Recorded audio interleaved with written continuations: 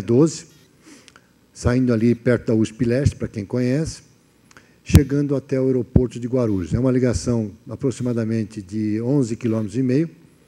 Já é um projeto um pouco mais complicado, porque nós vamos passar por algumas áreas de muitas interferências, né? Principalmente passando por cima da Ayrton Senna e do trevo da Dutra, abaixo do linhão que tem ali, e margeando os presídios ali até chegarmos ao aeroporto de Guarulhos.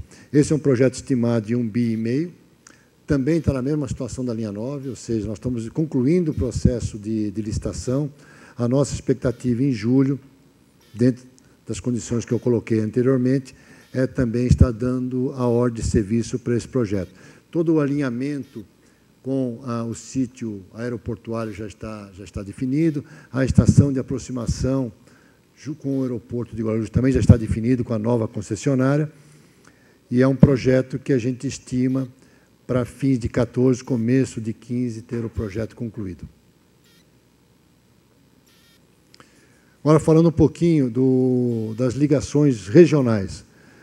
São Paulo já teve uma grande vocação regional, ou seja, se nós olharmos um pouco para o passado, para os anos 40, 50, 60, o Estado de São Paulo já teve alguma coisa próximo quase a 7.000 quilômetros de malha ferroviária.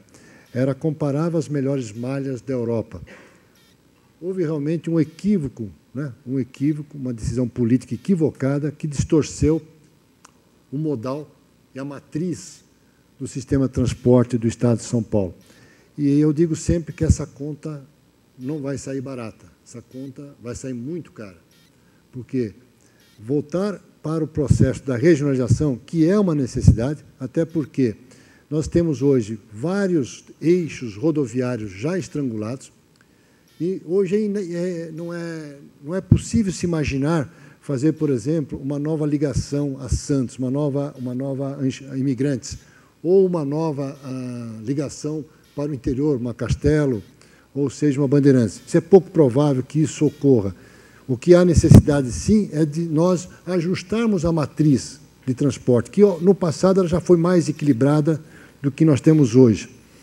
Então, nós estamos hoje com 3 projetos bem avançados para retornarmos à regionalização. O primeiro trecho é o trecho de Jundiaí, que depois, na segunda fase, chegaremos até Campinas. Nós já recebemos as propostas do projeto básico e executivo para esse empreendimento. Também estamos concluindo esse processo nos próximos 30 a 40 dias, para também darmos ordem de serviço ao projeto básico executivo do trem regional para Jundiaí a partir de julho, aproximadamente. E nós estamos falando de um serviço diferente, é um serviço de trens de média velocidade. Estamos falando de ligações através de 160, 170 km por hora, para fazer a ligação São Paulo e Jundiaí sem parar, num tempo relativamente pequeno de 25 minutos. Trens confortáveis, trens com pessoas sentadas, wireless, com todo o serviço que alguns de nós já teve a oportunidade de experimentar quando viajamos para a Europa, principalmente. Um outro projeto que nós estamos concluindo funcional é o de Santos. Esse é um projeto, eu diria, que vai nos exigir um pouco mais de estudo e de cuidado, porque nós vamos avançar várias regiões de mananciais. Então, hoje, ultrapassar a Serra do Mar, o mangue lá embaixo em São Vicente, em Santos, chegando até ali, nós estamos imaginando a estação próxima aonde hoje vai se instalar, futuramente vai se instalar as torres da Petrobras. Então, é um projeto extremamente complicado, difícil, mas que não é impossível. Nós já optamos pelo tramo, nós vamos sair pelo tramo leste. Quem conhece o tramo leste, saindo ali pela região do Ipiranga, em mergulho, em túnel, né, indo em túnel até lá embaixo na boca de Cubatão. E depois ali, com o método construtivo, passando por cima do mangue, chegando até lá próximo onde vai ser as torres da Petrobras. Esse projeto, nós devemos estar concluindo agora no mês de maio funcional, faremos uma revisão e, provavelmente, no segundo semestre, nós estaremos contratando o projeto básico executivo para esse empreendimento. Na semelhança de Jundiaí, é o mesmo nível de serviço, trens com velocidades de 150, 160. O outro projeto é o trem de Sorocaba. Esse projeto já está concluído. Nós estamos já preparando o edital para a contratação do projeto básico executivo. É um trecho de 90 quilômetros aproximadamente, nas mesmas condições que eu falei originalmente, só que ele sai ali da Água Branca, como também Jundiaí vai sair da Água Branca, onde nós vamos fazer um grande hub, uma grande estação ferroviária ali, integrando com a futura linha 6 do metrô e a linha 7 e 8 da CPTM. Então, dali, as pessoas poderão tanto ir para Jundiaí quanto ir para Sorocaba. A ligação de Sorocaba, há uma previsão de uma estação em São Roque e depois uma chegada em Sorocaba. Da mesma forma, esse projeto, estaremos também, a questão de mais algumas semanas, concluindo o edital e colocando o projeto básico executivo. Antes de encerrar, quero fazer duas observações. Esses 3 projetos dos trens regionais, na realidade, eles têm uma vocação para uma PPP. Até que nós estamos falando de projetos que, na média, eles vão custar alguma coisa em torno de 4 a 5 bilhões de reais sem material rodante. Então, é um projeto que há necessidade de ter uma parceria público-privada. Hoje, neste momento, já temos uma MIP, um grupo que é o Banco Pactual e mais uma operadora de carga que tem um viés muito forte aqui no estado de São Paulo. Eles apresentaram uma MIP, eles estão estudando, eles devem estar apresentando no mês de agosto o resultado da MIP. Mas os projetos que nós estamos implementando, em nada vai trazer prejuízos para o desenvolvimento da MIP. Até porque esses projetos entrarão, se porventura eles se alinharem, eles se montarem estruturados, esses projetos entrarão como contrapartida do Estado. Só para vocês terem uma ideia, esse traçado que vocês estão vendo aí em vermelho, nós estudamos 266 variáveis de traçado, para chegarmos nesse traçado. Então, é pouco provável que alguém chegue num outro traçado. Pode até chegar num dos outros 265, né? Mas eu pouco acredito que teremos o 267. Então, eu diria que muito difícil que esse traçado não seja aproveitado pelo empreendedor privado se, porventura, uma MIP vier a ser estruturada. O que pode ocorrer? Uma pequena variação num determinado trecho. Você tem 500 metros para cá, 500 metros para lá, mas dificilmente esse traçado será alterado. E concluindo, como a gente fala em mobilidade, acho que eu tenho um minuto, mas uma das coisas que eu sempre, nas minhas palestras, onde eu tenho oportunidade de falar, nós, quando discutirmos um projeto de estruturação, tanto de metrô quanto de ferrovia, as pessoas esquecem uma coisa muito importante: lei de ocupação do solo. Ou seja, não se faz projeto de transporte sem uma lei de ocupação de transporte, sem uma lei de zoneamento. O que está acontecendo? Nós estamos estrangulando no estado de São Paulo determinados eixos que já estão saturados. Exemplo, Marginal Pinheiros. Ou seja, naquele quadrilátero que nós temos entre a Marginal Pinheiros, quem conhece São Paulo, Marginal Pinheiros, Berrini, JK e João Dias, hoje nós temos 1,5 milhão de metros quadrados de empreendimentos para serem concluídos nos próximos 2 anos. Nós estamos falando de 170 mil pessoas a mais naquele trecho. Isso é um crime que estão se fazendo com o sistema viário da cidade de São Paulo. Estão repetindo o mesmo problema com uma operação Mário. Em Leopoldina. Quem conhece a região de Leopoldina sabe do que eu estou falando. Não vai haver sistema de transporte que consiga absorver um sistema desestruturado de ocupação do solo. Hoje, quem conhece aquela região ali do Jardim Sul, ali da Vila Andrade, um pouquinho acima da Marginal Pinheiro, sabe do que eu estou falando. O trânsito hoje, para as pessoas saírem de lá, está impossível. Por quê? Criou-se uma estrutura viária incompatível, infelizmente incompatível, com a demanda que estão jogando lá. Só queria fazer essa observação. Obrigado.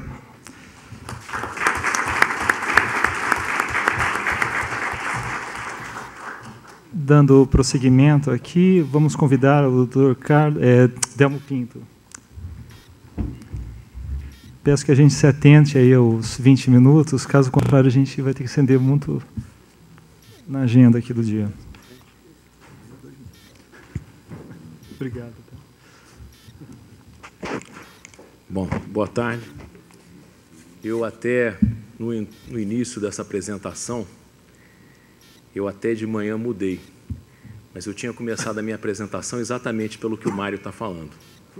Não adianta o governo chegar aqui e mostrar muitas coisas que está fazendo, ou que pretende fazer, se nós não corrigirmos os problemas estruturais, né? Nós vamos estar, mais ou menos, correndo contra o relógio e, muitas vezes, não vamos ter o sucesso que poderíamos ter. Mas eu vou apresentar rapidamente o assunto da infraestrutura metroferroviária no Rio de Janeiro. Bom, a região metropolitana do Rio de Janeiro, ela é composta por 20 municípios e alguma coisa da ordem de 12 milhões de passageiros, 12 milhões de habitantes hoje em dia.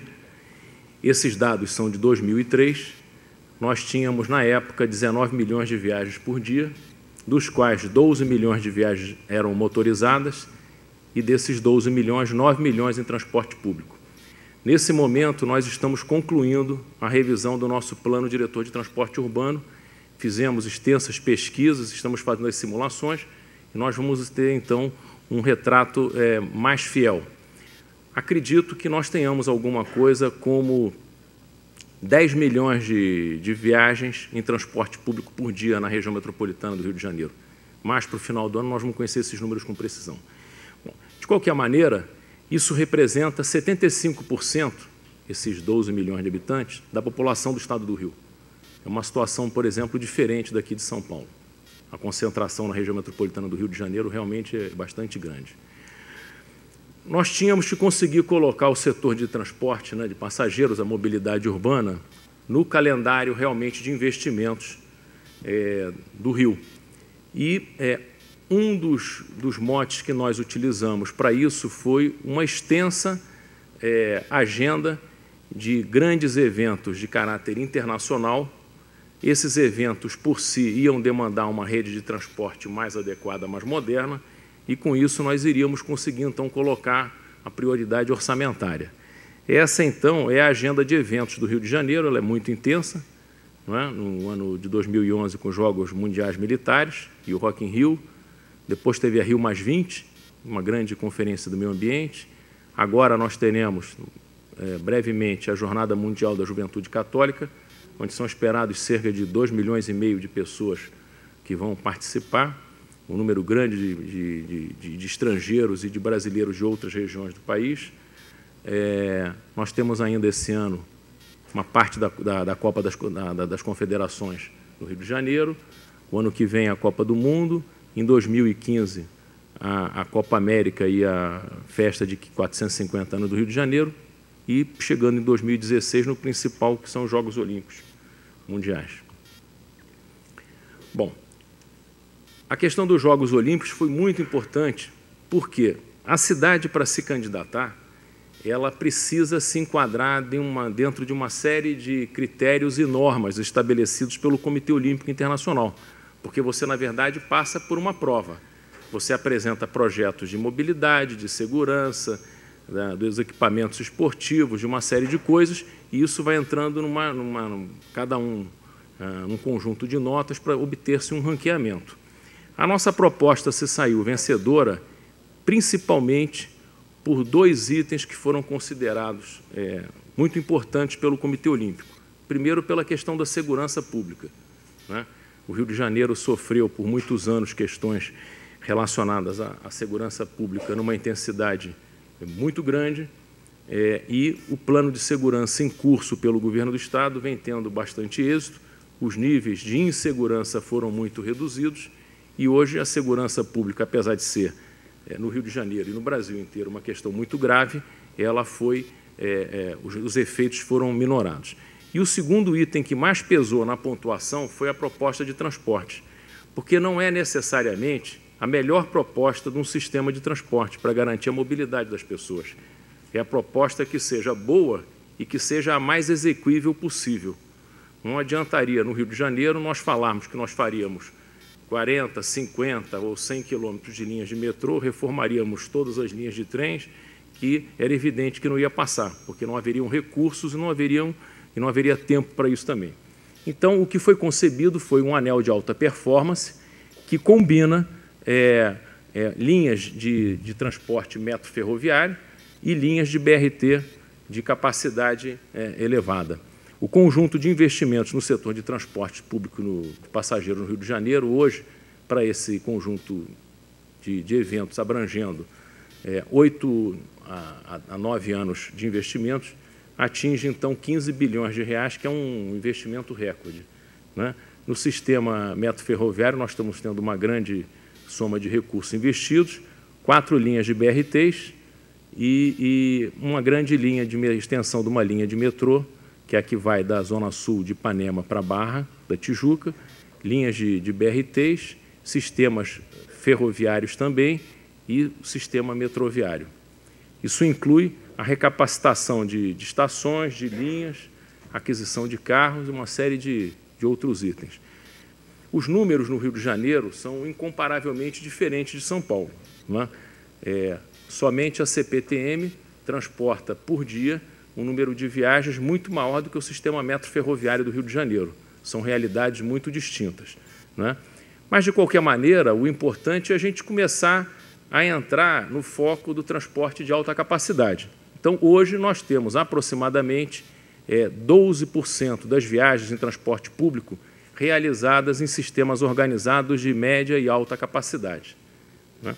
Uma coisa também que é diferente no Rio de Janeiro é que nós temos um sistema de barcas no eixo Rio-Niterói, que já é um sistema com 100 mil viagens por dia, já é um sistema de peso bastante considerável a nível mundial.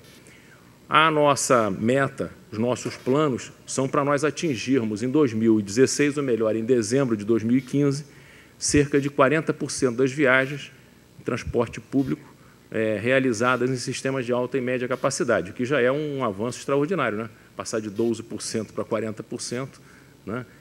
Se conseguirmos persistir na próxima década com esse nível de investimento e com projetos, aí nós vamos ficar numa situação bastante interessante.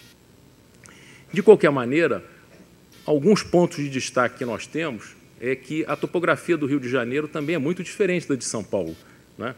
O Rio de Janeiro tem uma área litorânea comprida e muito estreita, uma cadeia montanhosa muito alta em seguida, e por trás uma região de baixadas que são as áreas de subúrbio, né? Então, essa cidade ela é bastante dividida pela questão topográfica. Isso levou o governo do Estado a promover algumas integrações que até então não haviam sido feitas. Por exemplo, no caso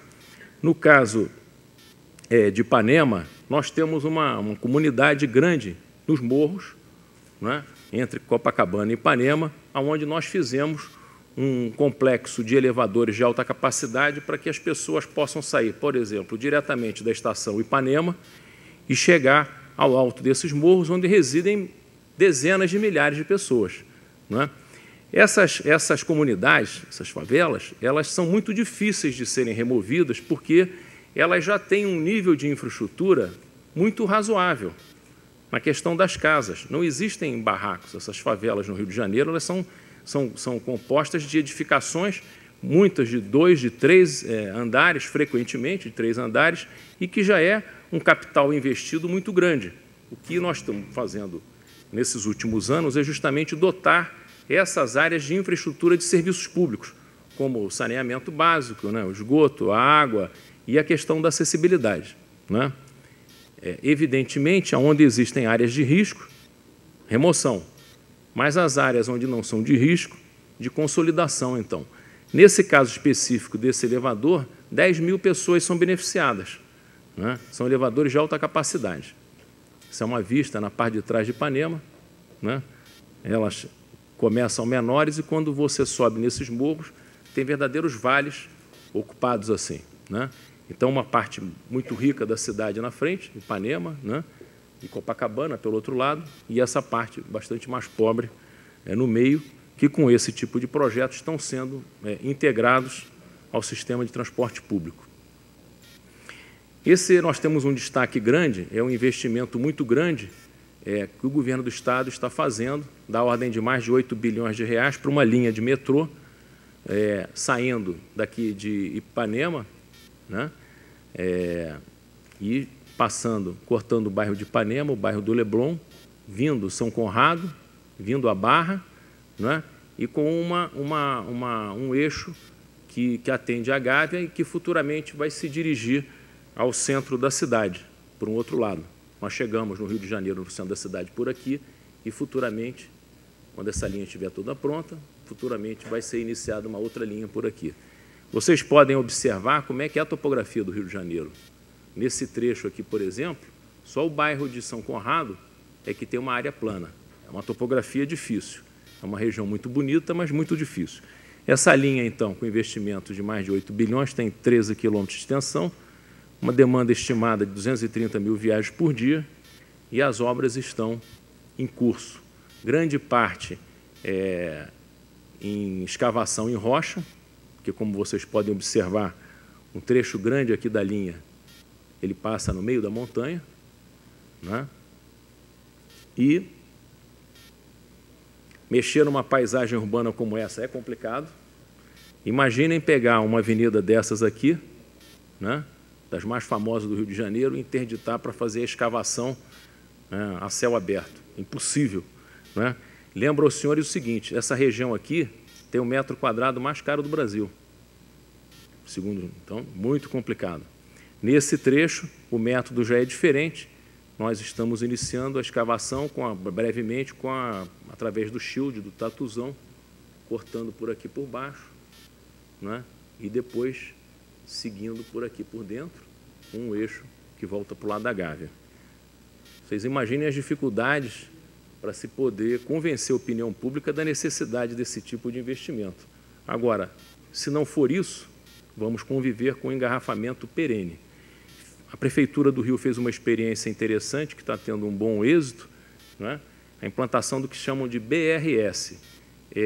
Algumas faixas, principalmente em Copacabana, das vias de tráfego, das duas avenidas principais, uma que sobe e uma que desce, ficaram restritas ao transporte por ônibus, que foi reconfigurado, mas é uma situação de caráter muito intermediário, porque o transporte rodoviário, definitivamente, ele não é estruturador, no caso do transporte público, né? A finalidade dele principal não é essa. Isso é uma função a ser cumprida pelos trens, pelos metrôs, pelas barcas e por aí vai.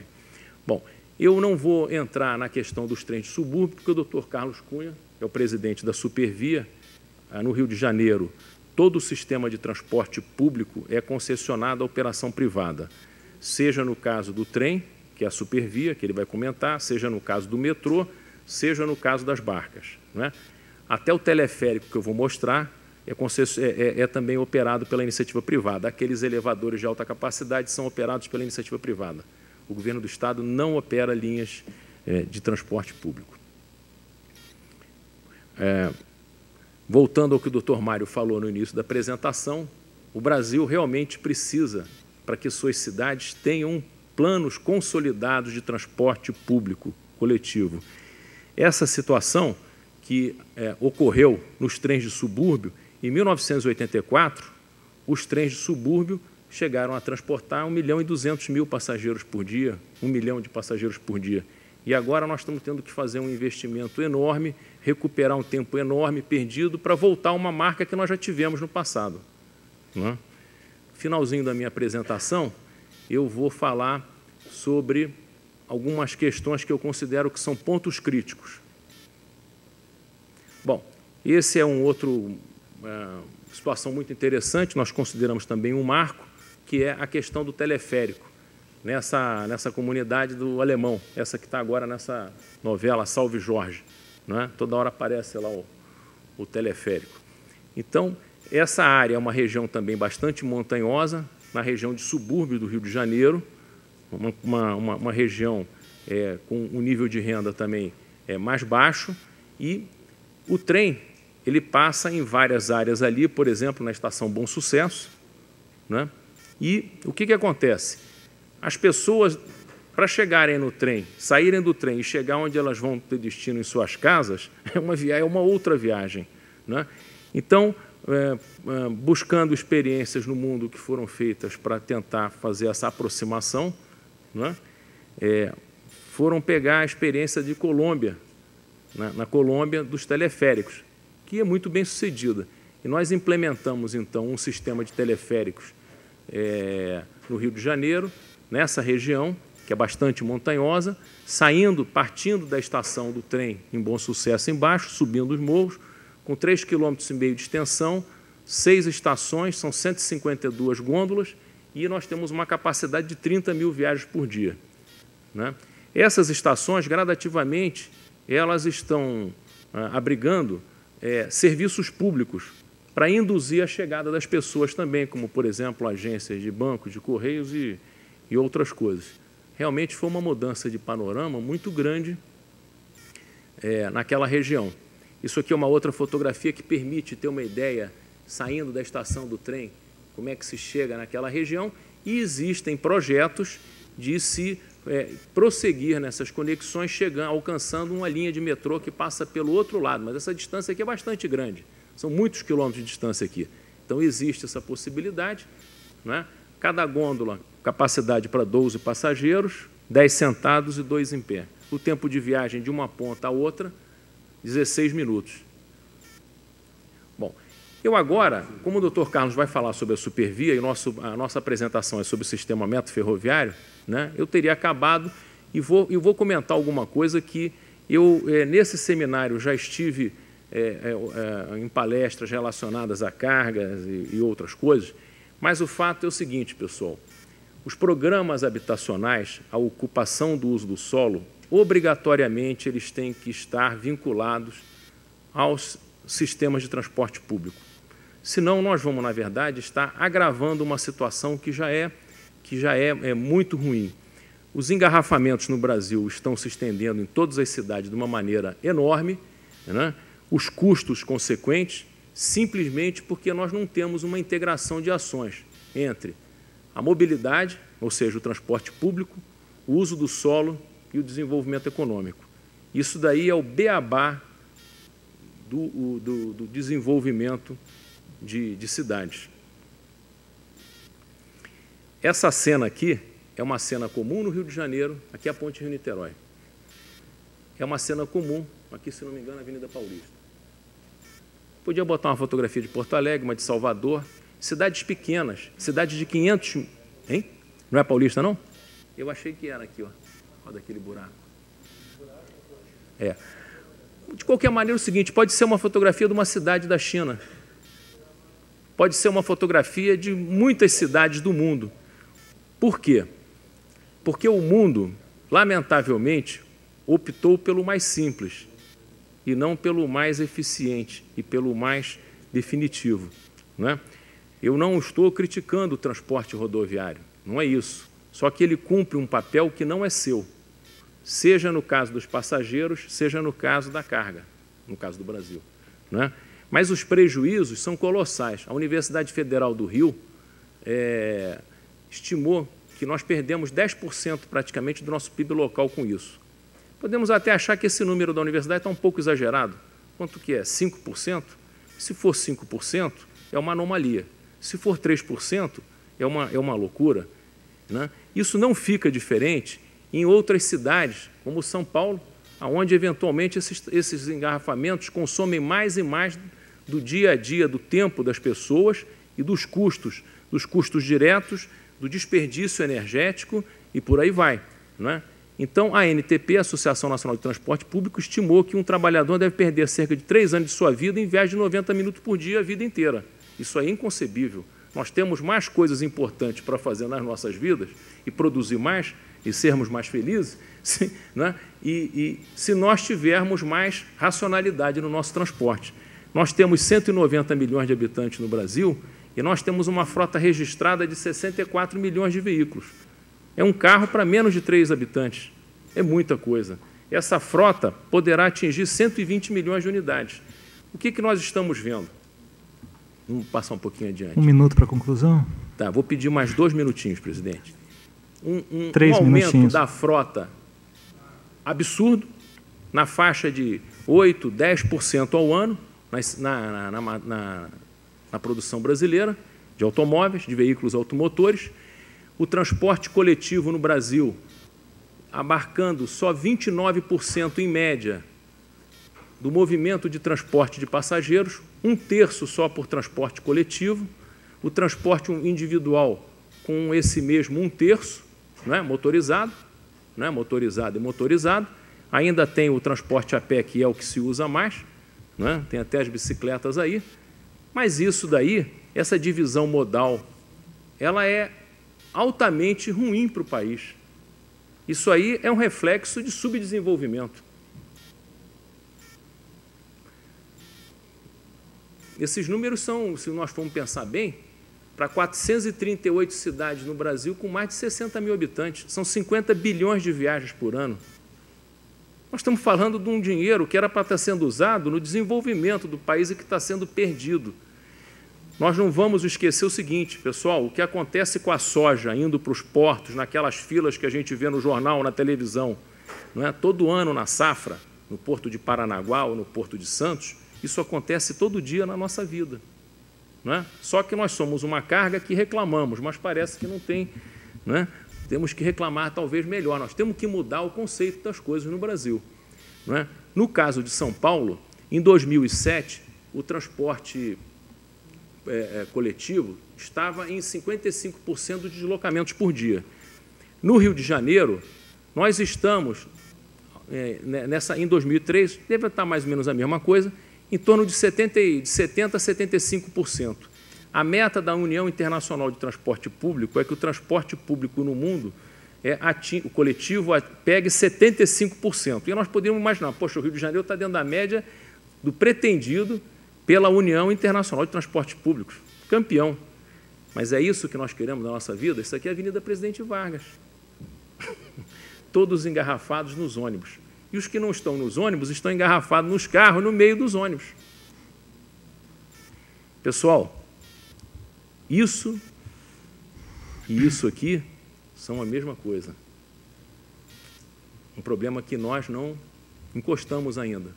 40 mil mortes por ano. Quanto custa isso? Quanto custa o sofrimento das pessoas, das famílias, da perda dos entes, da perda do trabalho das pessoas que morrem aí, dos custos médicos? Né? A questão do transporte, da maneira como está sendo encarada, está induzindo a expansão da mancha urbana das cidades. Não é? São Paulo não vai levar muitos anos, vai encostar com Sorocaba. Não é? O Rio de Janeiro já está encostando com Nova Iguaçu. E as cidades não têm densidade, não têm altura. Quando a gente vai a Paris, por exemplo, é uma cidade de 5 andares. Quanto mais extensa essa cidade, o que vai acontecer? Mais caro para colocar os serviços públicos e mais tempo as pessoas vão perder também no transporte público. Não é? Nós temos correlacionado a isso a baixa eficiência energética, os índices crescentes de poluição, isso é uma tristeza, do ar e sonora, e o aumento das doenças ligadas ao sistema respiratório.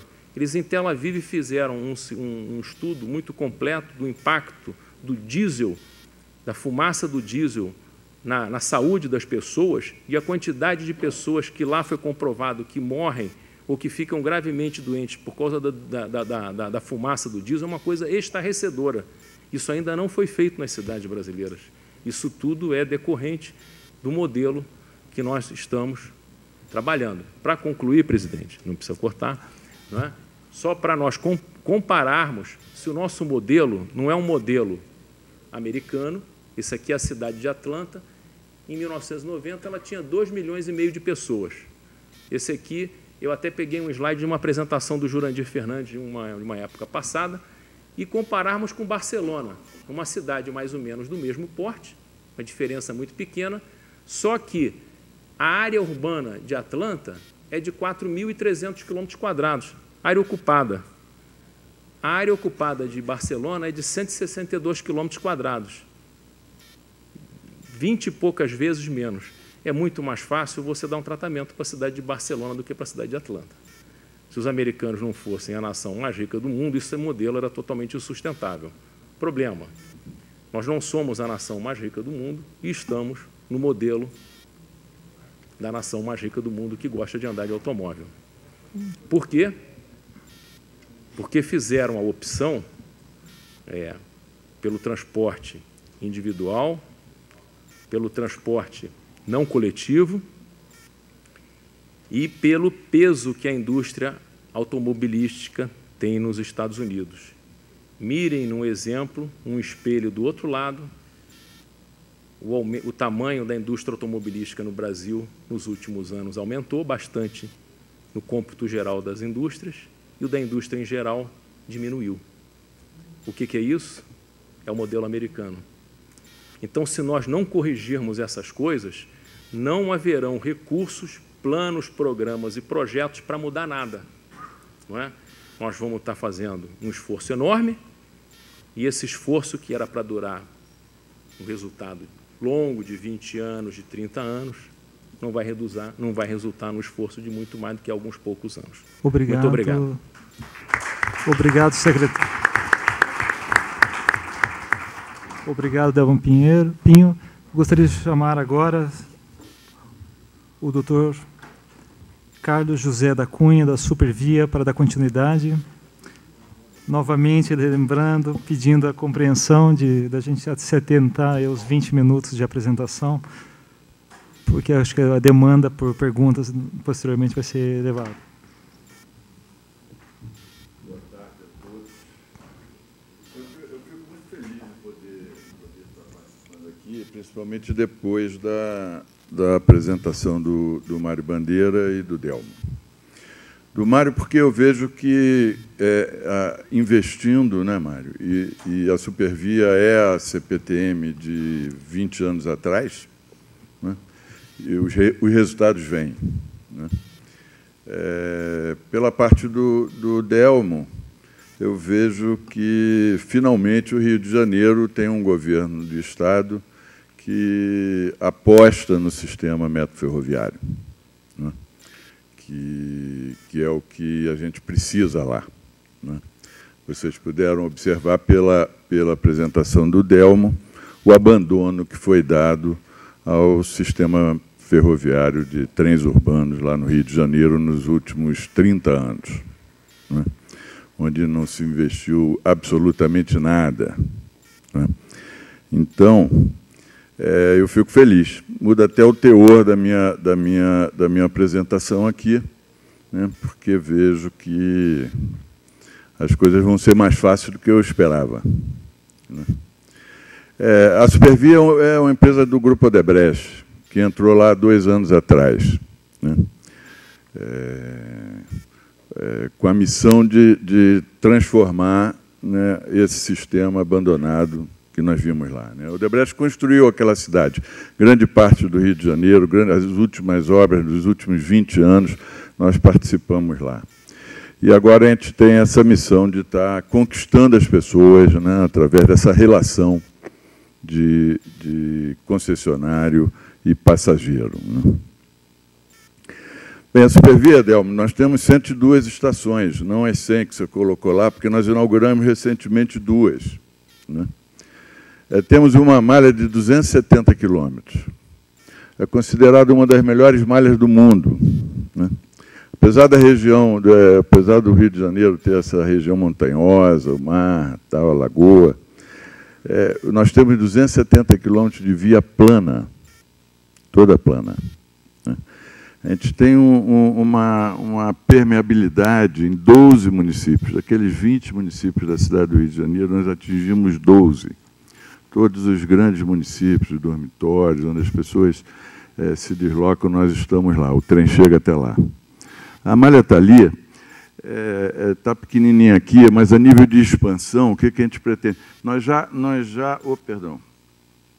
chegamos, nós já atingimos aqui a Zona Oeste até Santa Cruz, e vamos estender a malha de Santa Cruz até Itaguaí. Itaguaí é o novo polo industrial lá no Rio de Janeiro, né, onde todas as grandes indústrias, o porto, a construção do submarino, o Porto de Sepetiba, tudo ali naquela região, e nós vamos levar o trem até lá. São 11 quilômetros de extensão, Santa Cruz e Itaguaí, né. Nós atingimos aqui ao pé da Serra de São Paulo, né, na cidade de Paracambi.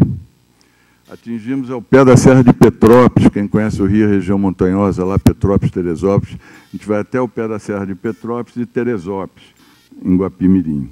E vamos na Baixada Fluminense toda, até Belford Roxo, né? Então, a gente atinge todas essas regiões. Vamos ampliar Santa Cruz e Itaguaí.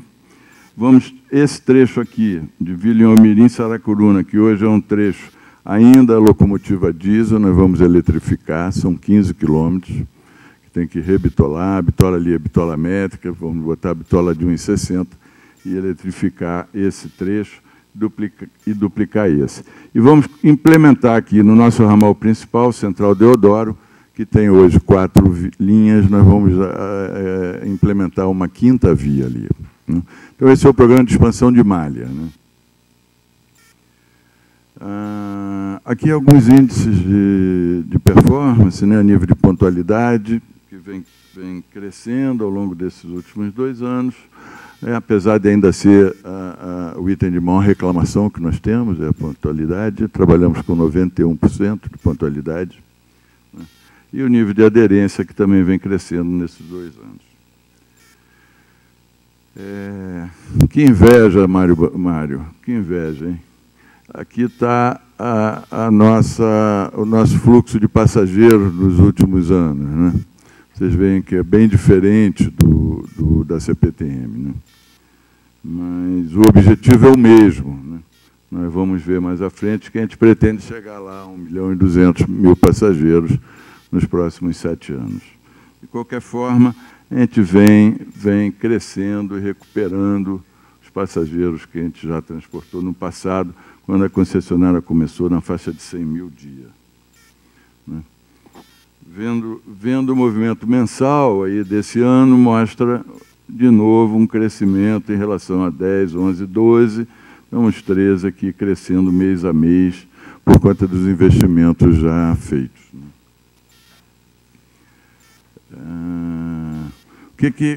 Como é que a gente conseguiu isso, né?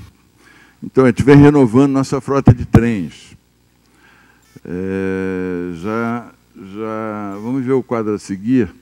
Nós recebemos a frota de trem nesta situação aí, onde nós tínhamos 20 trens novos com ar-condicionado, que eram os coreanos que chegaram em 2007, e 18 trens recuperados com ar-condicionado, 73 trens de aço inox sem ar e 49 de aço carbono, que são trens de vida útil. Já agora, em 2013, aqui nós tínhamos, então, cerca de 20% da nossa frota com ar-condicionado.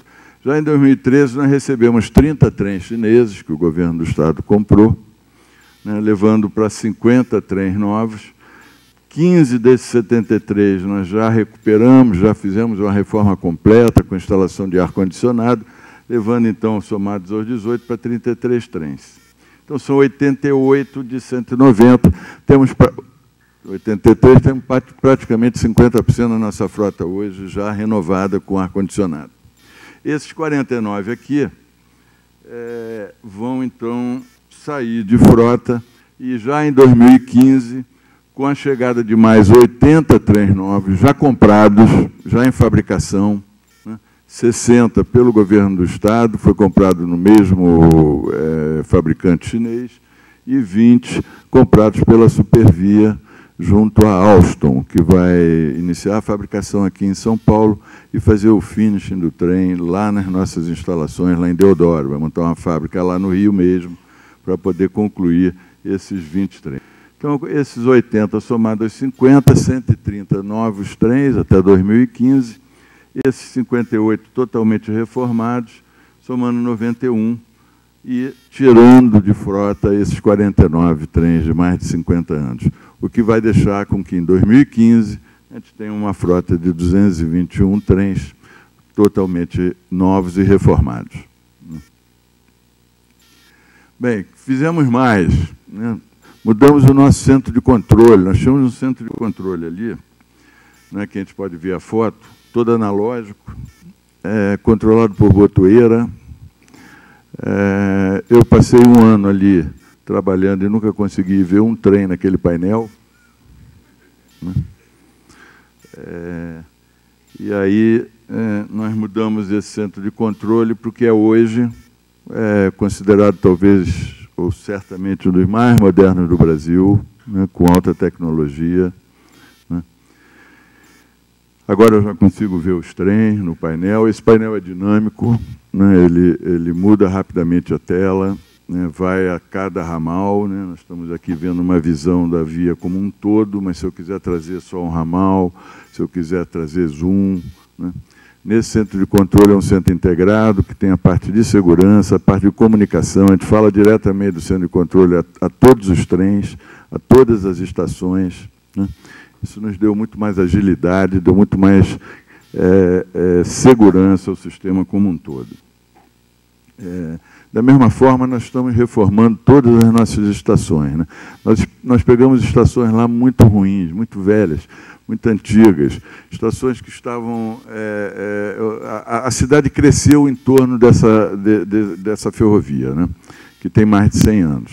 Nós fizemos essa semana, agora sexta-feira, a festa de 100 anos lá da Estação Marechal Hermes, que é uma estação belíssima que a gente tem lá ainda daquele tempo. O que acontece é que as comunidades foram se reposicionando. Os entornos das nossas estações hoje estão muito degradados, né? Então, começamos a recuperar todo esse sistema de estação. Podemos ver aqui a situação da estação de Silva Freire, quando nós assumimos lá, né? E hoje, né, esta mesma foto aqui se transformou nessa situação, né? Da mesma maneira, a estação de Corte 8, em Caxias, né, também se transformou, né, e hoje são as 2 estações novas que completam, então, lá as 102. Nós estamos investindo em todas as estações, todas elas vão sofrer algum tipo de intervenção, ou na acessibilidade, né, ou na cobertura de plataforma, né, ou no sistema de comunicação, todas sofrerão algum tipo de intervenção, né. Essa é a outra mudança, que é o nosso sistema de sinalização, né. Nós hoje temos um sistema que é praticamente todo manual, o que nos obriga a trabalhar com intervalo de tempo entre um trem e outro, um headway grande. Então, hoje nós trabalhamos na faixa de 8 minutos, 12 minutos, né, com o novo sistema, que é um ATP, que tem as balizas que transmitem as informações para os equipamentos de bordo no trem. Eu vou poder reduzir esse intervalo a mais da metade. Então, a gente pretende estar bem próximo do que a CPTM está buscando também, que é estar trabalhando no nosso ramal principal, que é Central Deodoro, em 3 minutos, e nos demais ramais em 6 minutos. Vamos lá. Nova via férrea. A gente está praticamente mudando todo o nosso sistema de via, né? Já trocamos dos 273 quilômetros de via, nós já trocamos mais de 100 quilômetros de trilho. Nós vamos trocar integralmente nossos dormentes, vamos substituir os dormentes de madeira por dormente de concreto, numa fábrica que nós estamos instalando lá nas nossas unidades industriais também. Vamos fabricar lá os dormentes. A gente pretende estar trocando todos esses dormentes, né, para dormente de concreto. A rede aérea é igual à CPTM. Nós aqui não inventamos nada. Eu falo sempre lá para o conselho de acionista, tal, quando eles reclamam de algum investimento que a gente faz, eu digo, olha, aqui nós não inventamos nada. Nós estamos copiando a CPTM, que é um case de sucesso, então nós vamos fazendo. Então nós vamos trocar também, Mário, colocar lá a nossa rede aérea também autocompensada, né? Deixa eu correr aqui, porque já me marcaram aqui 5 minutos. O teleférico do Alemão, o Delmo já falou sobre ele. Nós operamos ele também, são novas operações. O que eu vou acrescentar é o seguinte: quem não conhece, quem tiver a oportunidade de ir ao Rio, não deixem de ir visitar o Teleférico do Alemão. É um passeio espetacular, um passeio turístico sensacional. Eu me enganei, quando a gente começou a operar lá, eu disse à mídia, de uma forma geral, que nós seríamos a terceira atração turística do Rio de Janeiro. Eu errei. Hoje nós já somos a segunda atração turística do Rio de Janeiro. A gente recebe mais turista lá do que o Pão de Açúcar. A gente só perde para o Corcovado. Então, vale a pena, quem não conhece, ir lá, porque é um passeio agradável, tem total segurança, nunca tivemos nenhum problema lá, apesar de a gente ouvir e ler, que de vez em quando tem uns tiroteios, mas lá não tem problema nenhum. As pessoas respeitam. Os moradores lá, os traficantes, tudo respeitam. Né? Respeitam. Quando nós começamos lá, diz que o banco é estofado, né? Diz que isso vão rasgar tudo. Nós estamos lá há 2 anos, nunca rasgaram um banco, nunca picharam uma gôndola. Então vão lá, vale a pena, é um belo passeio. Recomendo mesmo. Bem, a grande mudança que a gente fez, né, a nível de gestão, foi voltar o nosso foco para atendimento aos passageiros. Né? Para isso, criamos alguns programas, Supervia em Movimento, Transformação. Né? Criamos lá os bicicletários, 7 bicicletários gratuitos para os passageiros do trem. Né? Contratamos 160 jovens, todos das comunidades que a gente passa. Nós passamos por 22 comunidades lá. Né? Então, esses jovens são jovens de 18 a 22 anos, fazem a primeira abordagem aos nossos passageiros quando chegam na estação, prestando todo o auxílio. Tal, tem tido uma repercussão excelente, como a gente pode ver aqui, em alguns elogios que a gente recebe lá no nosso site. Bem, aqui tinha um filme que falava sobre os passageiros. Os passageiros, na verdade, davam alguns depoimentos, criticando ainda bastante a gente, elogiando alguma coisa já. A gente sai da fase de só críticas para críticas e elogios, mas são 3 minutos, eu estou com o tempo apertado, eu vou deixar para uma próxima oportunidade, depois quem quiser a gente passa. O vídeo é interessante, tem um depoimento bem gozado. Né? O que a gente, e aí, parou aqui? Não. Nós precisamos continuar. Quais são os próximos passos? Né? Um dos maiores problemas que nós temos lá, a invasão da via. A Supervia tem 180 passagens de nível. 180. Passa tudo por ali, bicho, gente, carro, caminhão de óleo saindo da Reduc, e cavalo, a gente mata um por semana. Então, nós precisamos acabar isso. E esse projeto, que na verdade é de segregação da via, de segurança da via, visa estar fazendo viadutos, muros e passarelas para poder acabar com esse movimento de pessoas ao longo da via.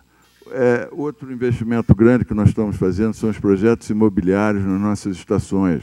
A Central do Brasil, por exemplo, vai se tornar um dos maiores shopping centers do Rio de Janeiro. Né? Então, assim como a Central, várias estações, Nova Iguaçu, Nilópolis, Meia, São João de Meriti, Caxias, todas já com projetos aprovados, né? Devemos estar ainda esse ano iniciando essa indução de passageiro, dando esse algo a mais para os nossos passageiros e induzindo o passageiro para utilizar o nosso sistema. Né? E o projeto maior, está aqui o representante do Estado, né, que é essa parceria. Nada disso vai ter resultado, e São Paulo é o maior exemplo, onde o governo do Estado aposta e investe numa política de transporte voltada para o sistema ferroviário, né, metro ferroviário, já de muitos anos, com resultados que todos nós conhecemos. E lá no Rio não vai ser diferente. Né? Se não fizermos essa parceria, se o governo não entender, né, e apostar numa política de integração entre os modais. Todos os modais são importantes, o ônibus é importante no seu papel de alimentador, né? O trem, o metrô, as vans, também como alimentadoras, né? Nós não vamos conseguir êxito. Né? Da mesma forma, precisamos de um equilíbrio na política tarifária, né? um ajuste no bilhete único, que é um sistema importante para o usuário, mas que precisa ser ajustado para que haja um equilíbrio entre os modais, né? É melhorar a urbanização do entorno das estações, né? Tem regiões que são muito degradadas no entorno, é difícil até entrar nas estações da Supervia, isso é uma obrigação de Estado, né? Assim como a segurança patrimonial das estações, né? E, fazendo isso tudo, né, o que a gente acredita e aposta é que, dentro da nossa visão de 2020, nós vamos estar transportando 1.200.000 passageiros por dia, né? Com uma nova classe tecnológica, com um sistema, com uma via, né, em padrões internacionais, né? E, por conta disso, sendo reconhecido como a melhor opção de transporte na cidade do Rio de Janeiro. Agradeço aí a atenção. Fiquei devendo o filme. Quem quiser ver, eu acho que vai ser disponibilizado aqui. São depoimentos dos passageiros criticando e elogiando os serviços que estão sendo feitos lá. Muito obrigado.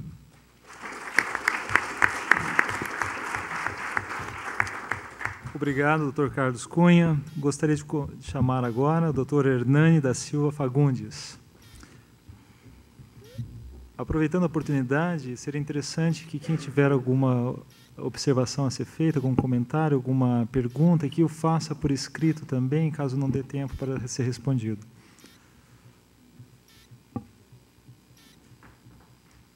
Boa tarde a todos e a todas. Eu não sei se ficar por último nesse caso é mais proveitoso, que eu não vou estar apertando o horário de quem está aguardando para falar, né? Mas vou procurar me disciplinar e cumprir aqui os 20 minutos.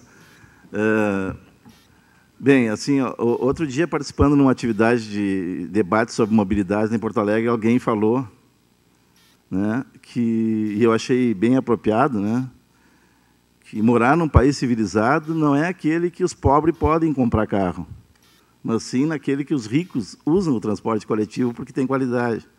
Então, eu acho que essa inversão da conta que nós precisamos perseguir, né? Porque o problema também não é comprar o carro. Comprar, tendo dinheiro, tu compra. O problema é como tu usa, né? E talvez, também por sapiência, alguém no passado descreveu no documento dos veículos que a gente tem como carro de passeio. E a gente acaba usando para tudo e pouco para passear, né? Talvez, se usássemos mais para passear, seríamos mais felizes. Mas, bom, com essa introdução, vou falar sobre investimento na ferrovia, no caso, e investimento público, porque, apesar da chamada do nosso tema investimento privado na infraestrutura, vamos falar um pouquinho, então, de investimento público, porque a obra que eu vou mostrar é uma obra financiada com o orçamento da União, 100%. A empresa é a Transurb, uma empresa de trens urbanos de Porto Alegre, e o que eu chamo, e nós, até por levar tanto tempo para retomar a conclusão desse projeto, acabamos apelidando de extensão, mas, na sua origem, na verdade, é a conclusão de um projeto que iniciou-se em 1976, ainda pelo extinto GEIPOT, né, que fez o projeto, e a Transurb, assim como o metrô de Belo Horizonte e Fortaleza, foram 3 sistemas implantados pelo governo federal no final da ditadura militar, inaugurada ainda pelo presidente João Figueiredo. A Transurb, portanto, ficou 17 anos da sua existência operando somente 15 estações. Depois levamos 11 anos para construir mais 2. Né? E agora, finalmente, vamos concluir o projeto original, que era uma ferrovia ligando Porto Alegre a Novo Hamburgo, que é a cidade do calçado, lá do Vale dos Sinos. Nós chamamos de expansão, por um cacuete até, mas, na verdade, é conclusão de um projeto, né, originado, como eu falei, em 1976. Não vou ler as lâminas, tem muita imagem, que eu acho que as imagens vão falar por si, porque eu vou mostrar o que nós estamos implantando, e é uma obra que foi incluída no PAC em 2009, nós assinamos o contrato em 2008, um processo que foi licitado em 2001.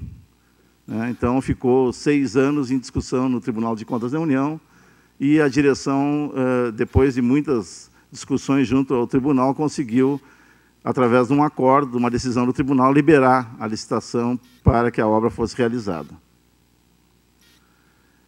De obra, efetivamente, nós temos 4 anos. Agora fizemos um aditamento para mais 6 meses, porque incluímos uma modernização do Centro de Controle de Operação.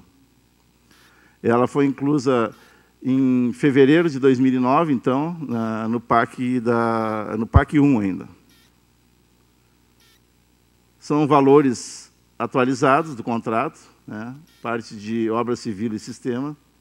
Chegamos hoje a um total de investimento de 953 milhões, quase R$1 bilhão, que o nosso sistema atende 5 municípios, né? Porto Alegre, Canoas, Esteio, Sapucaia, São Leopoldo e Novo Hamburgo. Estamos chegando já na cidade de Novo Hamburgo.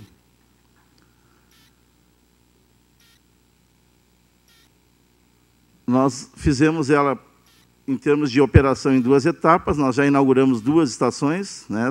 É um sistema todo em elevado, são 9,3 quilômetros de viaduto, 5 estações, né?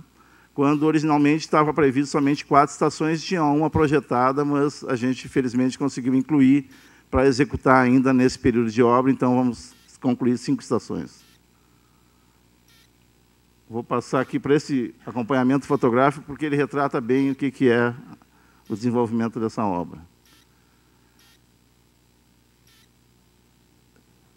Na verdade, essa obra foi licitada ainda quando existia o Ministério, que nós éramos vinculados ao Ministério dos Transportes, a Transurb. Hoje nós somos subordinados ao Ministério das Cidades.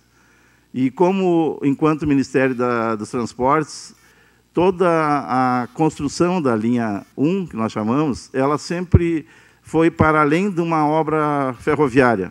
Sempre se preocupou com todo o sistema do entorno, o sistema viário e o assentamento das famílias que, ao longo dos anos, foram invadindo, porque isso aqui era a área de domínio da primeira ferrovia gaúcha, que foi a ferrovia Estrada de Ferro Porto Alegre-Novo Hamburgo. Então, nós estamos resgatando uma ferrovia que já existiu no passado e que agora estamos chegando à sua conclusão até a cidade de Novo Hamburgo. E o leito ferroviário foi todo invadido. Portanto, nós fizemos, junto com essa obra, uma construção, num contrato original, de 190 moradias e depois, através de convênio com o município de São Leopoldo, mais 700 moradias para reassentamento das pessoas que estavam ao longo da área de domínio. Essa é a visão da construção da ponte sobre o Rio dos Sinos, que é o rio que divide a cidade de São Leopoldo, e, por uma exigência ambiental, nós tivemos que fazer ela com um avanço sucessivo, porque a licença ambiental não permitiu que existissem pilares no leito do rio. Então, só existem os pilares nas cabeceiras do rio.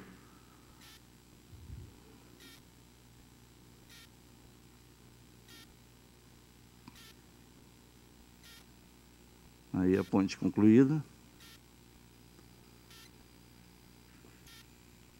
Essa não é uma área de ocupação.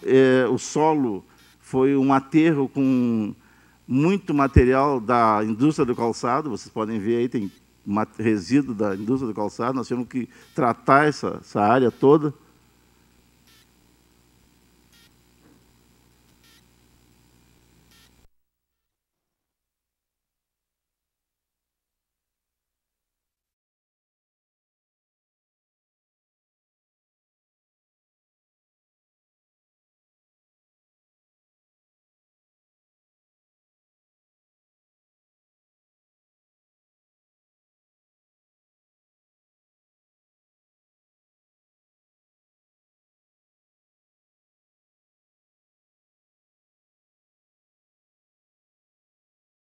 De 700 moradias, isso foi feito com convênio com o município. A Transurb repassava recursos para a Prefeitura de São Leopoldo para executar, porque ela que fez a desapropriação de toda essa área, para construir o loteamento.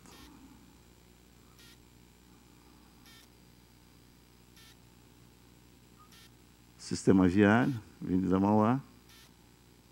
Uma vista da estação Rio dos Sinos, a primeira é essa aqui. Essa já é uma situação da vista aérea da estação Rio dos Sinos, que já está operante, né? Já estamos atendendo ela.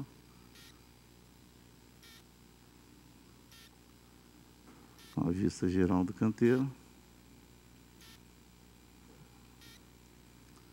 E essa situação de elevada foi uma evolução da sociedade gaúcha, porque nos primeiros municípios que nós construímos, como pela frequência dos trens, tivemos que segregar toda a via com muro de vedação.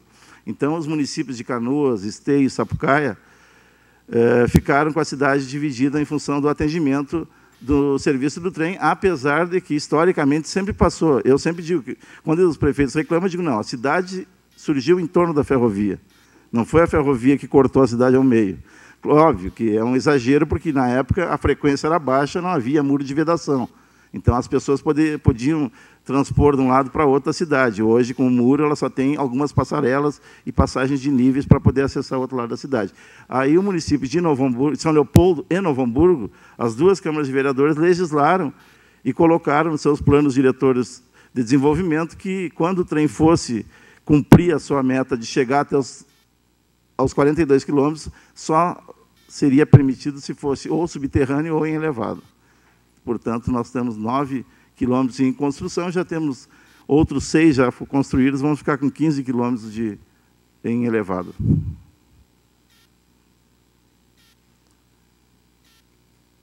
Essa é a estação Santo Afonso.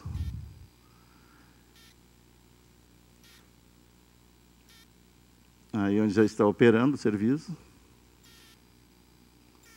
A estação industrial, que a princípio era só uma estação projetada, que nós colocamos num aditamento de contrato e executamos ela agora durante a obra. Porque, posteriormente, seria muito complicado. Aí, já chegando ao centro de Novo Hamburgo, a via está junto ao arroio Luiz Rau, que tem um problema, tinha, né, antes da construção da obra, um problema de alagamento todo ano, todo inverno, a cidade ficava alagada porque o arroio não dava conta da vazão. E, em função da obra da chegada da Transurb até Novo Hamburgo, foi incluído também, dentro da execução da obra, no aditamento para construir a estação industrial, o tratamento e o alargamento de todo o arroio Luiz Rau.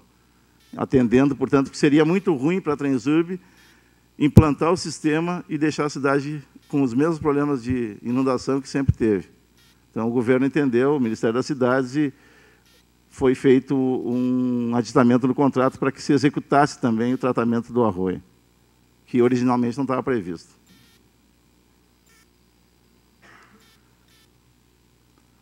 Essa é a estação FENAC, é a estação que leva o nome da Feira Nacional do Calçado, que é nessa área aqui. Aqui é a estação rodoviária da cidade de Novo Hamburgo, é uma estação que vai ter uma integração muito forte com toda a região do entorno da cidade de Novo Hamburgo, junto à estação rodoviária e a Feira Nacional do Calçado.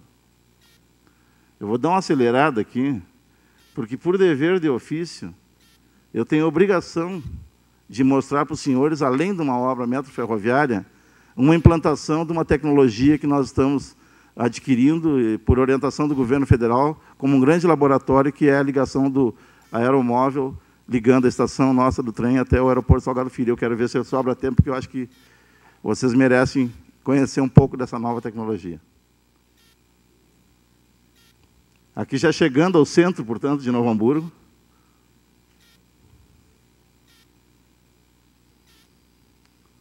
Aqui é o shopping da cidade, shopping center. Para chegarmos até aqui não foi um problema de engenharia civil, mas sim de engenharia política, porque teve muita resistência da cidade para a chegada do trem até o centro, principalmente na frente do shopping. Eles queriam que nós ficássemos só até a rodoviária, já estava bom.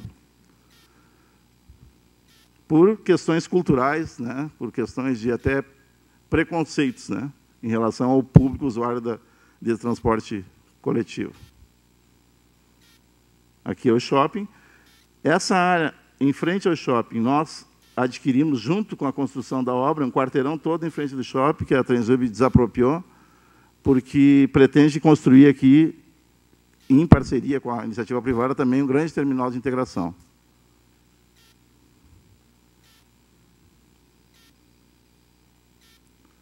Aqui, portanto, já é o terminal haste de manobra. E aqui a chegada da última estação, perfazendo 22 estações. Nós estamos transportando até, fica, talvez, se for por demanda, a colocação da minha apresentação está adequada, porque nossa demanda, comparativamente à demanda da CPTM, Supervia, ou o próprio metrô de São Paulo, é o nosso ferrorama. Nós transportamos 200 mil pessoas por dia. Né, que uma estação da Luz, creio que passe mais usuários dia do que o nosso sistema. Mas é um sistema extremamente necessário para a região metropolitana, dado ao estrangulamento da BR-116, que não tem mais capacidade para atender. Essa é uma parte da canalização do Arroio, que fez parte, portanto, da nossa obra. Então, a nossa obra envolveu o sistema viário, canalização do Arroio, reassentamento. Então, pode-se dizer que é uma obra integrada, porque ela, para esses dois municípios, São Leopoldo e Novo Hamburgo, levou melhorias assim que dificilmente as prefeituras teriam condições de curto espaço de tempo de realizar, se não fosse o aporte de recursos da União.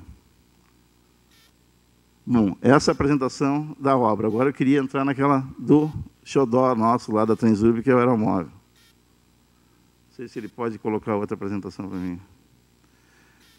Essa obra de metrô, obra de trem, já é algo de domínio público e quem está aqui nesse painel, com certeza, está familiarizado. Agora, o que eu vou mostrar para vocês é algo que, apesar de já ter 30 anos de história de invento, é a primeira aplicação no Brasil para transportar comercialmente pessoas.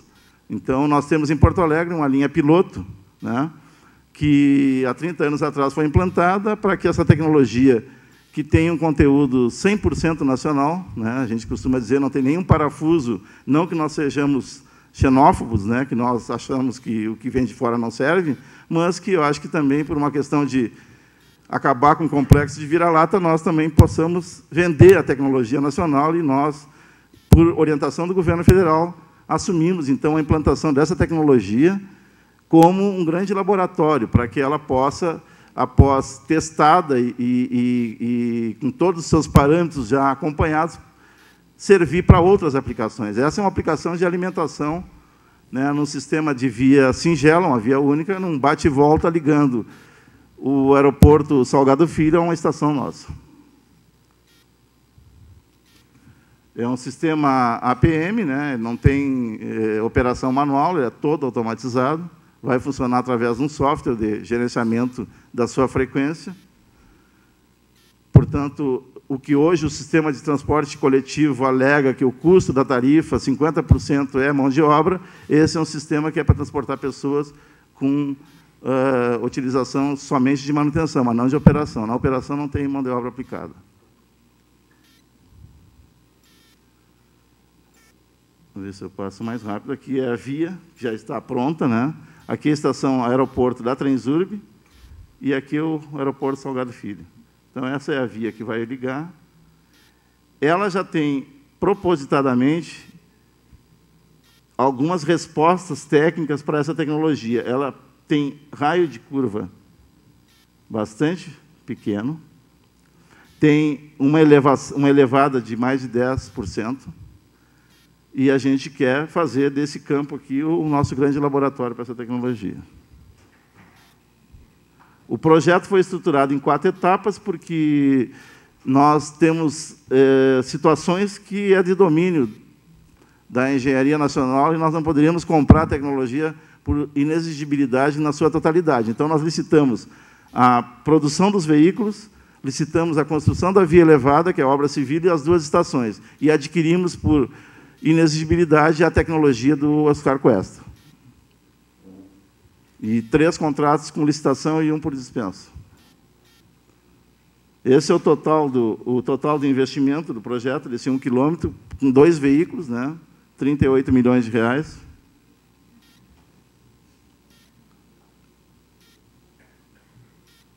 Vou passar rápido pelos números. Aqui é a parte da tecnologia. Isso aqui é um grupo, isso aqui é uma contingência, né? Que é um grupo gerador diesel para que, se faltar energia elétrica, ele fazer funcionar o motor, porque é um sistema do aeromóvel. Se o senhor não sabe, ele é movido a ar.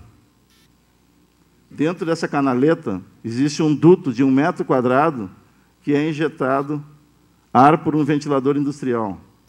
E, na verdade, o veículo é um barco à vela com a vela virada para baixo dentro do duto. Esse é o ventilador, foi produzido no Rio de Janeiro.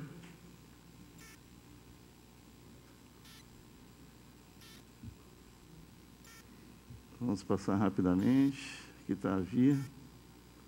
É o vigaduto que nós chamamos, né? Porque é uma viga, mas, na verdade, ela também está embutida nela a tecnologia. Esse aí é o veículo que foi produzido pela Tetrans no Rio de Janeiro, com as especificações feitas pela Questra, né? Estamos finalizando. E, lá no Sul, né, como existe uma rivalidade muito séria, futebolisticamente falando, na verdade, uma gabine é vermelha e a outra é azul por motivos óbvios, né, para não haver... Não queremos brigar nem com o Chimango, nem com o Maragato. Essa é a chegada do veículo em Porto Alegre, que aconteceu dia 13 de abril. Esse é o veículo, segundo veículo A200, que é para 300 passageiros, que está em produção ainda lá na fábrica, na Tetrans. O veículo ali que está pronto é para 150 passageiros. São as maquetes e a obra da estação, provavelmente dita.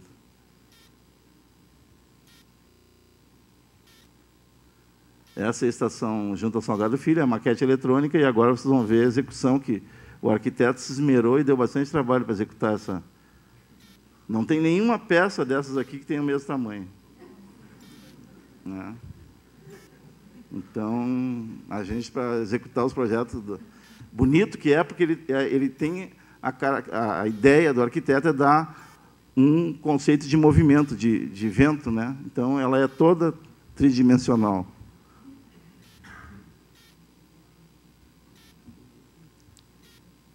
Aí já está praticamente pronta a estação. E aí o prazo que nós queremos agora, dia 21 de junho, já começar a operação assistida no veículo, né, que já estamos em fase de conclusão da automação, né, porque funcionar manualmente com joystick, nós já operamos ele a semana passada, mas nós compramos um sistema automatizado e nós estamos fazendo justamente a automação. Hernani, 1 minuto, por favor. Acabou. Acabou. Né? Obrigado.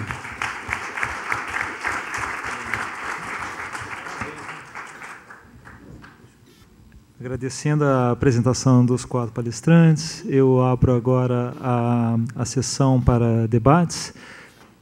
Nós já temos algumas perguntas aqui escritas. Eu gostaria de abrir para quem tivesse interesse. Algum interessado? Enquanto isso, eu vou lendo então as perguntas que nos chegaram aqui. Uma pergunta de Ângela, ao CPTM. A cidade de Porto Alegre encomendou a um fabricante nacional uma frota de trens de médio porte, 300 passageiros, cuja ignição inicial é elétrica e depois se move com ar comprimido, energia limpa. Em São Paulo, serviria a rede entre bairros algum plano para esses trens em São Paulo, para a CPTM?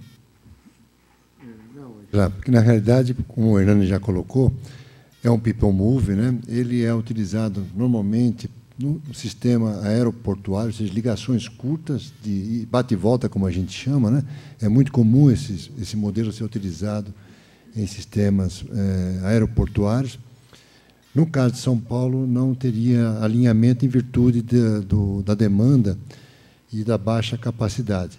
Esse veículo será utilizado pela concessionária ou alguma coisa parecida, eles estão desenvolvendo um projeto para a ligação da nossa estação, quando nós chegarmos ao aeroporto de Guarulhos, para fazer a conexão com os demais terminais, os 4 terminais no aeroporto de Guarulhos. Então, a resposta é essa. Então, no caso, para a cidade de São Paulo, para o sistema de alta capacidade, não. Pode ocorrer especificamente em algum bairro, em alguma região, onde a prefeitura ou aquela municipalidade queira desenvolver um projeto interno com o objetivo de fazer alguma conexão, uma troncalização ou assim por diante. Uma outra pergunta é do senhor Hélio. Como a linha 9 já está sobrecarregada, vai receber mais 111 mil viagens dia. é uma pergunta da CPTM, e eu tenho uma outra pergunta também à CPTM. A CPTM, linha 9, não poderia ter acesso à ciclovia através de suas estações na Marginal? Bom, vamos pela segunda pergunta, que é mais fácil e rápida. Já existe, nós já temos, se não me falha a memória, eu posso estar equivocado, 4 estações que já têm conexão com a ciclovia. Acho que Berrini, USP, Jurubatuba, e tem mais um agora que me foge a cabeça, aqui não me lembro. Mas eu sei que nós temos 4 ligações hoje com a ciclovia. Tem mais 3 estações em fase de implementação, uma com a W Torres como contraprestação ao shopping que eles desenvolveram em Guatemi aí na JK. Eles estão um pouco atrasados, mas é uma compensação com a prefeitura. Eles vão fazer um acesso do Parque do Povo e também fazendo ligação à ciclovia. A outra é fazer um acesso também lá na região de Vila Lobos, acessando não só a ciclovia, mas também ao Parque Vila Lobos. E a última é no Morumbi. Essa foi tirada do papel inicialmente, enquanto nós não concluímos o projeto da estação de monotrilho do metrô, na linha 17, que ele teve um impacto, uma influência muito grande na execução da passarela. Mas hoje já temos 4. Depois eu peço ao Sérgio, porque eu não consigo, que é o nosso assessor de comunicação, eu não consigo lembrar a 4ª estação que tem conexão. Bom, com relação à questão do prolongamento até Varginha, em parte você tem razão. Esse é o grande desafio e cabe a nós buscar uma solução para minimizar esse impacto a mais que vai trazer esse prolongamento. O que nós estamos trabalhando nesse sentido? Independente do que o metrô também está trabalhando para ajudar a aliviar a pressão da linha 9. Na realidade, quem vai realmente auxiliar para aliviar a pressão sobre a linha 9 é a linha 5 Lilás, que hoje sai do Capão Redondo, cruza ali em Santa Amaro com a CPTM, está indo Lago 13, sentido a linha 1, e depois chegando a Chácara Clabim na linha 2. Então, essa é a solução definitiva. Hoje, a CPTM trabalha com 2 loopings, né, na ligação entre Osasco a Grajaú. O loop interno, que é o loop de maior carregamento, 4 minutos, que é de Pinheiros até a estação Jurubatuba, e o loop externo, que faz a estação Grajaú até Osasco, 8 minutos. No final do ano, agora, com a conclusão do plano de modernização, nós vamos levar o loop interno para 3 minutos e o loop externo para 6 minutos. Por si só, isso não alivia a pressão que vai receber com a entrada de Varginha. Então, qual é a estratégia? A nossa estratégia é alterar o looping interno, saindo, em vez de Jurubatuba, o loop interno será Grajaú até Pinheiros, com 3 minutos, e o loop externo de 6 minutos. Então, com isso, nós estaríamos dobrando a oferta naquele trecho, e de tal sorte que permitiria a gente absorver essa demanda adicional que vem através de Varginha. Para isso, nós precisamos dos trens, que é justamente a compra desses trens que nós estamos hoje em fase de implementação. O Sérgio me trouxe aqui, o acesso é de Vila Olímpia e Miguel Yunes, é isso? Então, essa é a resposta que eu estava faltando aí para o acesso a mais uma das estações nossas da CPTM que tem ligação com a ciclovia. Mais alguma pergunta?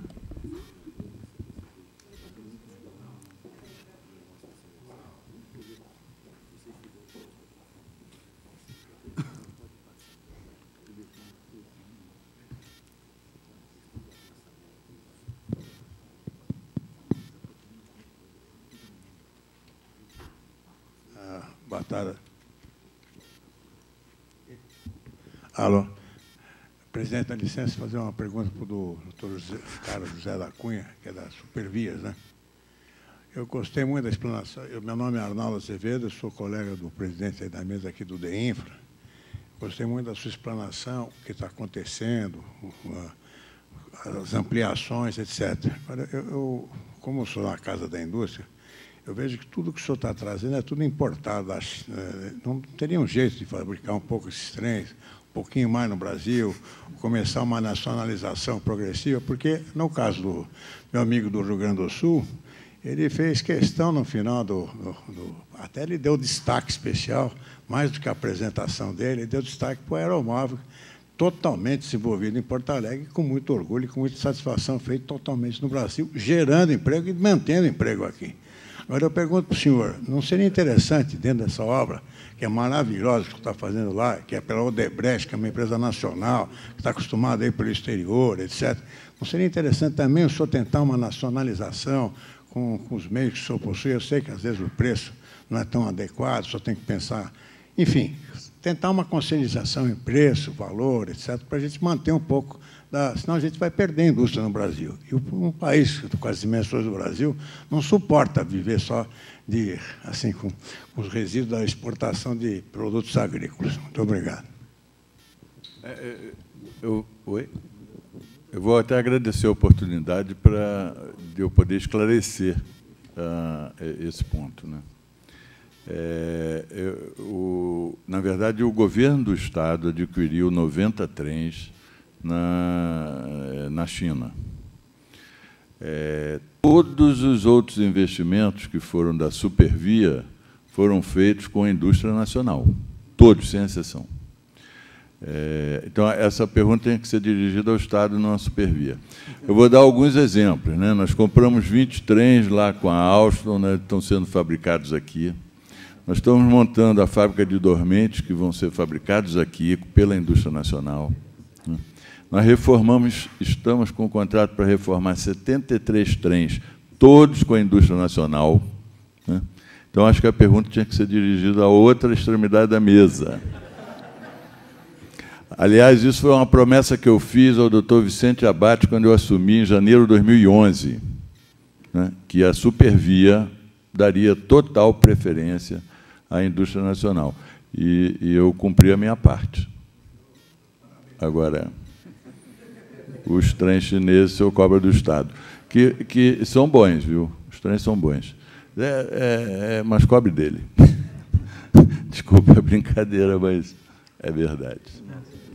Mas, por favor. É fácil responder. O custo de venda, o preço de venda do equipamento no Brasil, para a situação emergencial que nós estávamos enfrentando, de colocar os trens em linha, a diferença era simplesmente imensa. Nós conseguimos comprar trens modernos, de alta tecnologia, da mesma forma que os trens que seriam feitos no Brasil certamente o seriam, só que num valor que a indústria brasileira não tinha a menor condição, naquele momento, de competir no custo. A qualidade, sim. Não é? Todavia, esse processo foi muito saudável, porque, como foi feita a primeira compra de 30 trens, depois a segunda compra de 60 trens, um volume já bastante apreciável, né, total de 90 trens, a indústria se conscientizou que tinha que conseguir reduzir o seu custo, porque senão não ia conseguir mais vender trem. E isso trouxe frutos que a compra que a Supervia fez, não é, com a Alstom, já num valor extremamente mais acessível, mais viável do que os originalmente ofertados, não só por essa empresa, mas por todas as outras, né? Nós sabemos da dificuldade das empresas no Brasil, né, com relação à carga tributária, é uma realidade, né, mas a gente tem que conseguir quebrar esse ciclo em algum ponto. E eu acho que essa inflexão aconteceu justamente com essas duas licitações que foram consideradas pelo Banco Mundial, nas licitações realizadas no mundo, nesses últimos anos, as duas licitações mais bem-sucedidas. Então, houve uma quebra de paradigma a bem da indústria brasileira, que agora consegue vender trens a um preço mais viável para o operador brasileiro. Nós temos mais uma pergunta, mais uma só, né? Tá. Ricardo Kawab, da Federação das Indústrias da Bahia. Eu queria só, serve para qualquer um da mesa, ou para todos. Foi destacado em mais de uma apresentação a dificuldade de desenvolver projeto de transporte urbano decorrente da questão da ocupação do solo, né? Da desorganização na ocupação do solo das cidades. A gente que trabalha com infraestrutura lá pela federação percebe que isso afeta não apenas o transporte urbano, investimento em saneamento, distribuição de energia, tudo isso sofre seriamente com a ocupação desordenada, construção de verdadeiros bairros num prazo curtíssimo de tempo e que o poder público depois tem que se virar para atender. A pergunta é basicamente, tudo bem, isso é verdade, mas há alguma ideia de como contornar ou minimizar esse problema, visto que a gente percebe que são esferas até políticas diferentes que tratam dessa questão. Existe também uma demanda, uma forte pressão também do setor privado, setor imobiliário, etc. Que caminhos haveria para minimizar esse problema? Alguém da mesa poderia responder? Você direcionou alguém? Você gostaria de alguém? Quem tiver ideias... Eu só quero aproveitar e dizer o seguinte. Eu estou nesse setor de transporte há 28 anos, que é a idade da existência da Transurb, né? E a gente participa de todos os fóruns que tratam de mobilidade, tanto da ANTP quanto qualquer outro fórum, e aqui em São Paulo, e tem sido pródigo em realizar fóruns, né, de debate sobre mobilidade. Mas nunca tinha se visto tanto investimento e tanta discussão sobre investimento e expansão, né? E claro que nós temos uma dívida histórica aí de um equívoco estratégico, né, da escolha de modal, né? Mas, por outro lado, nós estamos correndo atrás do prejuízo. E fórum como esse que a Fiesp está fazendo agora aqui, né? E muitos outros.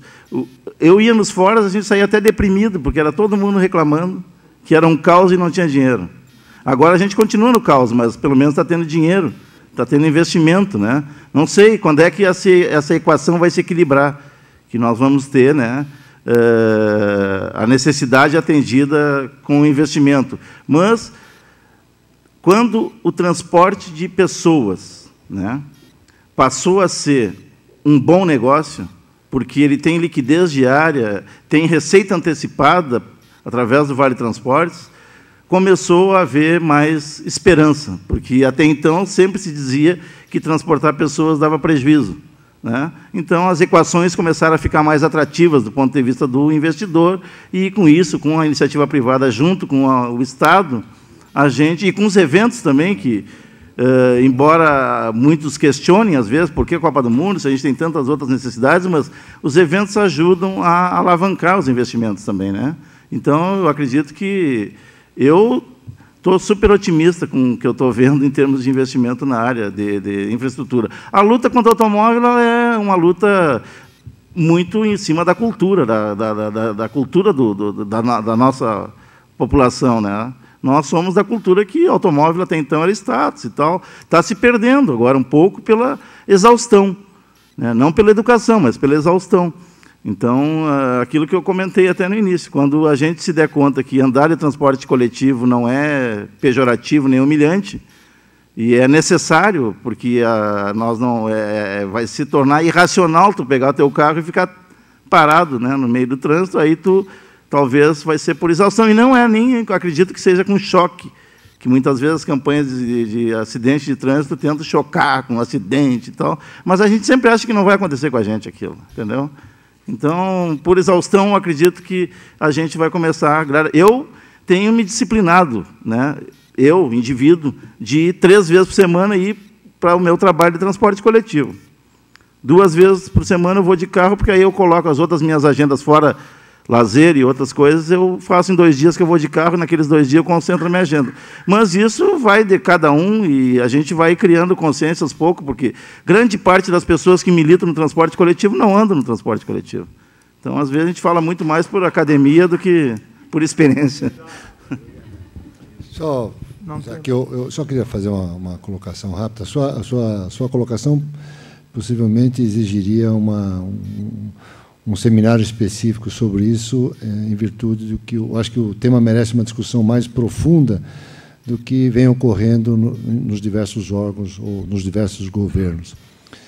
Eu só vou fazer 2 observações muito rápidas. Primeiro, o seguinte: existem estudos, eu até participei de um deles aqui na USP, há alguns anos atrás, que diz o seguinte: para cada 1% de crescimento no PIB, o impacto no PIB de transporte é alguma coisa em torno de 2,6, 2,7.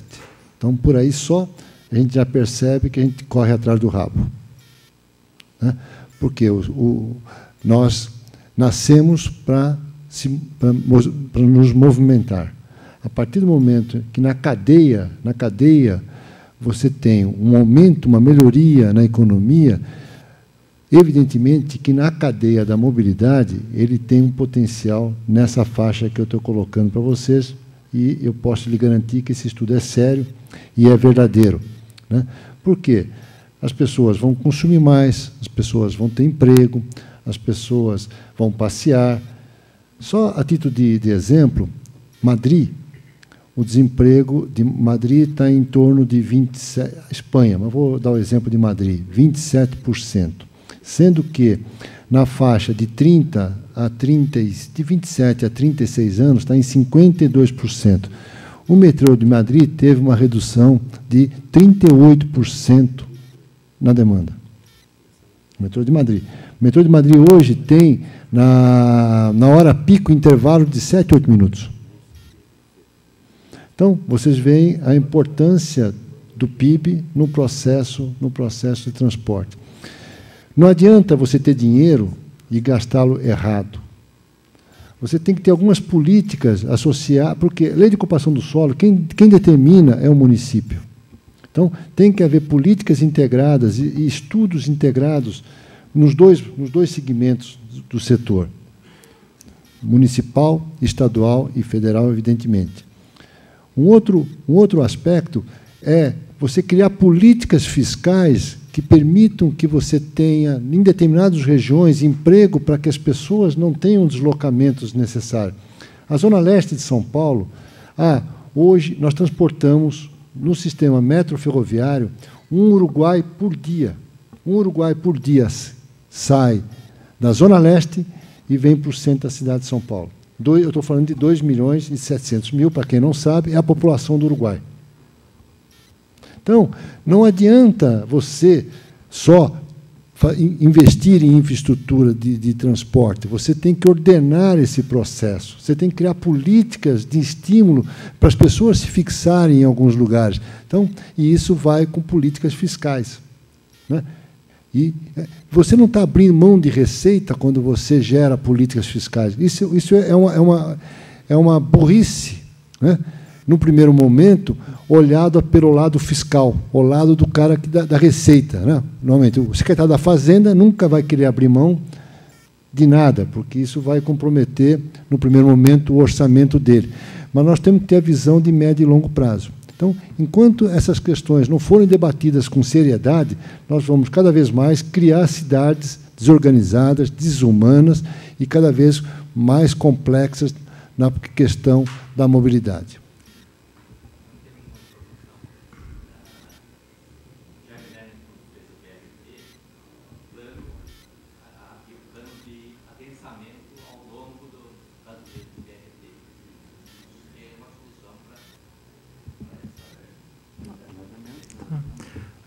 Pessoal, a gente já se estendeu um pouquinho, só vou dar mais 30 segundos, se houver alguma consideração final para cada um, se houver, assim, desencargo de consciência aqui da pressão que eu acabei fazendo. Alguma consideração? Então, em nome da Fiesp, eu dou por encerrado esse painel e agradeço mais uma vez a participação de vocês.